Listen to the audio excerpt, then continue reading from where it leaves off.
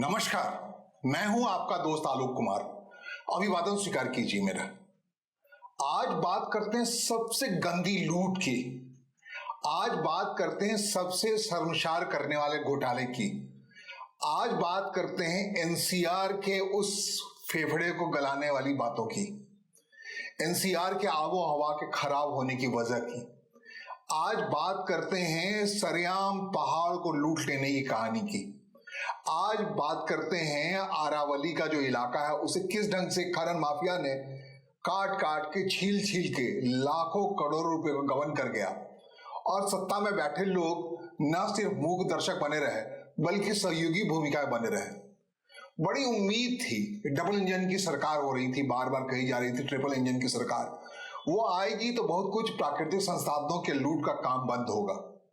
एक उम्मीद थी, जब आप चार धाम की यात्रा पर जाते हैं, जब आप वैष्णो देवी की यात्रा पर जाते हैं, जब आप बद्रीनाथ केदारनाथ जाते हैं, तो आप बड़े श्रद्धा भाव से कहते हैं, बड़े आस्था भाव से कहते हैं कि पहाड़ वही जाता है जिसे पहाड़ बुलाता है। और अब जो पहाड़ बुला रहा है, तब किसको बुला रहा है पहाड़? सत्ता प्रतिष्ठान में बैठे उन लोगों को बुला रहा है पहाड़ जिनका कमीशन तय है। पहाड़ छील करके खनन माफिया उनको कमीशन कैसे देंगे? ऐसा माने कि जिस ढंग से खुलेआम सरेआम नजरों से हो रहा है, उसको आंख बींच कर सत्ता प्रतिष्ठान पर बैठे लोग जस्टिफाई करने में लगे पड़े हैं। मैं बात कर रहा हूं 20 नवंबर को आए सुप्रीम कोर्ट के उस फैसले की, जिसमें यह मान लिया गया, सरकार की उस रिपोर्ट को जस्टिस बी आर गवई ने मान लिया, सुप्रीम कोर्ट के चीफ जस्टिस ने, कि भाई ये सरकार सही कह रही है। 100 मीटर की उससे ज्यादा ऊंचाई वाले ही पर्वत श्रृंखला को माना जाएगा वो खनन योग्य नहीं है, वो अरावली श्रृंखला का हिस्सा है। और उससे नीचे के 100 मीटर से नीचे के जितने पहाड़ हैं उन सबको नहीं माना जाएगा और वहां खनन की छूट मिल सकती है। यानी राष्ट्रपति भवन के रायसीना हिल्स से लेकर के, इंडिया गेट से लेकर, साउथ ब्लॉक और नॉर्थ ब्लॉक से लेकर के, राजधानी दिल्ली से लेकर के गुजरात तक चले जाइए, अरब सागर के पास तक, वहां तक तकरीबन 12,000 से ज्यादा पर्वत चोटियां हैं। ये अरावली हिल्स कहलाती हैं। ये दुनिया की सबसे पुरानी पर्वत श्रृंखलाओं में से एक है। इसकी उम्र हिमालय से भी पुरानी है। कहते हैं भर्तहरि जो गुरु गोरखनाथ के गुरु थे, उनका पीठ है इसी में। कहते हैं माउंट आबू यही है। तमाम अगर आस्था की बात करें, जैसे थोड़ी देर पहले हम कह रहे थे कि चार धाम की यात्रा जाते समय आपको याद आता है कि भाई हम तभी जा पाते हैं वहां जहां पहाड़ बुलाता है, और उन्हीं पहाड़ बुलाने वाले आस्थावान लोगों को हमने चुन चुन कर प्रत्येक राज्य में, दिल्ली की बात हो, हरियाणा की बात हो, राजस्थान की बात हो, गुजरात की बात हो, सत्ता प्रतिष्ठान पर लाकर के इस भरोसे के साथ बिठाया है, ये होंगे तो इस पहाड़ का संरक्षण करेंगे। पहाड़ शिव के प्रतीक होते हैं अगर इस ढंग से माने तो उसका। लेकिन किस ढंग से शर्मनाक तरीके से लूट मची पड़ी है, उस पर कोई पैबंद नहीं लगाया जा रहा है। ताजा हंगामा राजस्थान से उठ खड़ा हुआ है, जहां पे कहते हैं तकरीबन 277 किलोमीटर सर्वर किलोमीटर का इलाका है जहां माइनिंग परमिसेबल है, जहां माइनिंग चल रहा है, उत्खनन चल रहा है, धनाधन ट्रकें पार हो रही हैं। कहते हैं पूरा मकराना जो जिससे ताजमहल बना है, जिस मकराना के संगमरमर को लेकर उखाड़ लिया गया, खत्म कर लिया गया। तेजी से उत्खनन हो रहा है, आबोहवा खराब हो रहा है, जैसे हम शुरू की बात किए थे। यही एक वजह है कि आज जब हम ठंड के मौसम में, या कहते हैं AQI एयर क्वालिटी इंडेक्स लगातार गिरता जा रहा है, विषाक्त होता जा रहा है। राजधानी दिल्ली का आबोहवा, NCR की आबोहवा, गुड़गांव का इलाका, मानेसर का इलाका, आप चले आइए जयपुर से लेकर के गुड़गांव तक, आप देखिए क्या हाल कर रखा है, कैसे पर्वत चोटियां गायब हो गई हैं अपने हिसाब से। कहते हैं कि वन्य जीव चले गए यहां से। बाघ होते तो 1970 के आसपास तक पूरे इलाके में, अब बाघ गिनती नहीं बचे इस इलाके में, अभ्यारण्य नहीं बचा। वन्य जीव के मामले कहते हैं बर्ड सेंचुरी यहाँ होती है। बर्ड सेंचुरी मतलब चिड़िया दुनिया भर से लोग चली आती है अरावली हिल्स में टहलने के लिए। कहते हैं रूस से अगर कोई चिड़िया आती है, अगर नॉर्थर्न जोन से आती है चल करके, उत्तरी ध्रुव से भारत आकर्षित होकर चली आती है, तो यही अरावली पर्वत श्रृंखला है जिसकी वजह से वो आ जाती है। यही भरतपुर जो राजस्थान में है बर्ड सेंचुरी है। लेकिन क्या बेहाल हो रखा है। भरतपुर की जब बात कर रहे हैं तो गुड़गांव से निकल के आप सोहना के रास्ते जाते हैं, नूह के रास्ते से जाते हैं भरतपुर, वो पूरा रास्ता खाली हो गया, ठुंड पड़ गया है। बिल्कुल कहते हैं थोड़ी थोड़ी जंगलें बची पड़ी हैं, वो भी वो कौन सी जंगल बची पड़ी है, ठुंड जंगल पड़ा हुआ है। कहते हैं बबूल के कोई बीज लाके वहां छीट गया है और कोई हरियाली ही नहीं बची है। पहाड़ दर पहाड़ छील लिए गए हैं, मकान बना दिए गए हैं। कहते हैं 1985 से 1985 से MC मेहता ने PIL लगा करके बहुत हद तक NCR जोन के खनन काम को रोकने का काम किया इसी सुप्रीम कोर्ट से, जो सुप्रीम कोर्ट इस बार मान गई है कि चलो सही कहा, सारे इलाके में 100 मीटर से ज्यादा ऊंचाई वाली पर्वत श्रृंखला ही मानी जाएंगी। अरावली मतलब उसके नीचे की जितनी भी छोटी छोटी पर्वत श्रृंखला है, जो चट्टानें से बड़ी बड़ी है, साफ उन्मुक्त खुले आंखों से दिख रही है पहाड़ है, उसे काट दिया जाएगा। मतलब कोई मतलब नहीं, 99 मीटर वाला अगर कोई चट्टान वाला इलाका है या पहाड़ है, उसे हटाया जा सकता है। भारत सरकार बड़े आसानी से, कहते हैं वन एवं पर्यावरण मंत्री जो अपने भूपेंद्र यादव हैं, जो कहते हैं परेशान है इस बात से कि भाई उस फैसले को क्यों कोर्ट किया जा रहा है। भाई आपसे तो उम्मीद की जा रही थी, बार बार प्रेस कॉन्फ्रेंस करके कह रहे हैं कि नहीं मेरा मकसद तो था, आंकड़ों का खेल कर रहे हैं, कह रहे हैं कि सिर्फ 0.99% अरावली इलाके में ही खनन की अनुमति इजाजत है, बाकी इलाके में पूरी तरह पाबंदी है। NCR इलाके में खनन पूरी तरह से रोक है। भाई ये समझ रहे हैं, लेकिन आपसे प्रेस कॉन्फ्रेंस के लोग उम्मीद कर रहे थे ये एक रोक जो है, जीरो टॉलरेंस का इशू जो होना चाहिए बायोडाइवर्सिटी को लेकर के, बचाने को लेकर के, जब पूरी दिल्ली करा रही है, करोड़ों आबादी विषाक्त हवा से लेने की वजह से परेशान है, फेफड़ा गल गया। कहते हैं ये अरावली पर्वत श्रृंखला जो है दिल्ली की, खासकर NCR इलाके का फेफड़ा है। अगर ये ना हो तो सीधा रेगिस्तान का थार मरुस्थल यहाँ तक दिल्ली आ जाए, दिल्ली में समावेश कर जाए। और जो काम हो रहा है, जिस ढंग से आप कह रहे हैं कि 100 मीटर से छोटे वाले जो पहाड़ हैं वो खास काट सकते हैं, अब जैसे ही कटेंगे तो अब काट लेंगे आप, जिस ढंग से आपके ऊपर दबाव है, उस दबाव में जैसे ही ये पहाड़ियां हटेंगी, वहां से खत्म होंगी, तब सीधे सीधे पूरी दिल्ली उस आगोश में आ जाएगी, उस बालुवाही स्थिति का आगोश में आ जाएगी, उस मरुस्थल का आगोश में आ जाएगी, जिसे ना जाने सदियों से कब से इस अरावली पहाड़ी ने बचा रखा है। कहते हैं कि अरावली पहाड़ियों की वजह से, श्रृंखला की वजह से ही अरब सागर जो मानसून का झटका आता है, वो बिल्कुल एक जो आप पश्चिम और पूर्व का इलाका मान लीजिए, पूर्व के इलाके में जो बरसात होती है, मानसून की बरसात होती है, आप चले जाइए बंगाल की खाड़ी तक, तो इसी अरावली पहाड़ियां का एक पूरा सिलसिला, एक लकीर खींच रखा है प्राकृतिक तौर पर। वो मानसून आता है, बरसात होता है, जल स्तर, जमीनी स्तर बरकरार रहता है, पानी बादल को आकर्षित करता है अरावली पहाड़ियों की चोटी को, और उसके पश्चिम का इलाका का आप लें मोटे तौर पे, जो पश्चिम का इलाका है मरुस्थल का इलाका है, यही फर्क है। और ये फेफड़ा कहते हैं दिल्ली NCR इलाके में जो हालत खराब पड़ी है, जो 31 पहाड़ उड़ गए हैं यहाँ से, अचानक कैसे उड़ गए पता नहीं, कोई लेखा जोखा नहीं।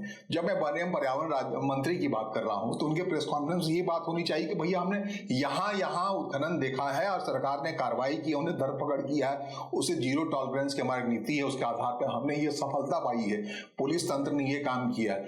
ये कहने के बजाय वो कह रहे नहीं, हमने तो 0.19% ही जमीन पर उत्खनन की अनुमति दी है। हमने जो अरावली पर्वत श्रृंखला में अनुमति कहाँ दी है, क्यों दी है, आने वाले समय कैसे देने वाले हो। कह रहे हैं कि अगर दुर्लभ मटेरियल की बात आ रही है लगातार, एटॉमिक मटेरियल्स, अगर वो पता लगता है तब बाकी उत्खनन काम परमिशन बढ़ाया जाएगा, लेकिन अभी फिलहाल जो चल रहा है उससे ज्यादा नहीं किया जाएगा। भाई ये बताने के लिए आप ला रहे हैं कि उत्खनन चलता रहेगा तो हालत जो हो रखी है अब NCR इलाके की, बाकी इलाके की, उस हालात के लिए जिम्मेदार कौन है? ऐसा तो नहीं है पर आसमान से कोई बरसाती जहरीली हवा बरसी है, बल्कि उसका नतीजा सीधे से आप इकोलॉजिकल सर्वे के आधार पर ही अध्ययन करा लीजिए। आपने पारिस्थितिक तंत्र से जो लगातार खिलवाड़ किया है, आपने गुड़गांव को पहाड़ियों को काट काट के बनवा लिया है, सोहना के इलाके में सरेआम हो रहा है, बिल्डर्स लॉबी है, आप कह लीजिए बिल्डर्स लॉबी के अलावा जहां कोटा वगैरह तमाम इलाके जाइए, वहां पे जिस ढंग से, जैसा कि हमने कहा कि मकराना वगैरह इलाका जाइए जहां से खुद आते हैं, अलवर के इलाके से आते हैं, सांसद है वहां के भूपेंद्र यादव साहब, जो केंद्रीय मंत्री, जो कहते हैं हम इजाजत दे रहे हैं, हम कम इजाजत दे रहे हैं, जितनी देनी चाहिए उतनी नहीं दे रहे हैं। भाई इजाजत की बात नहीं लोग कह रहे हैं, भाई इस कानून की आड़ में, आपकी देख रेख में, डबल इंजन की सरकार के मातहत कहां नहीं उत्खनन हो रहा है, कहां खनन माफिया ये काम नहीं कर रहा। आप कहते हैं कि राजस्थान में ये आंदोलन पकड़ लिया इसलिए कि वहां कांग्रेस पार्टी सत्ता से बाहर चली गई और हमने खनन को रोकने का काम किया है। भैया आपके खिलाफ आंदोलन है तो पूर्णतः रोकिए ना। कांग्रेस ने जारी रखा, इस बात का आरोप लगाने के थोड़ी लोग आपके पास आ रहे हैं। आपको सरकार में लाया, वहां पहले सरकार नहीं हुआ करता था, अशोक गहलोत मानते हैं, अशोक गहलोत की सरकार से उत्खनन होता था, लेकिन आप सरकार में आए, उसको रोकिए पूरी तरह से। जनता वहां जो सड़क पे आ गई है यही तो मांग कर रही है कि आपको हमने ताकत दी है, इसको खनन को रोकिए, खनन माफिया को रोकिए, जिसके चंदे से आपकी पूरी राजनीति चलती है, सबकी राजनीति चलती है।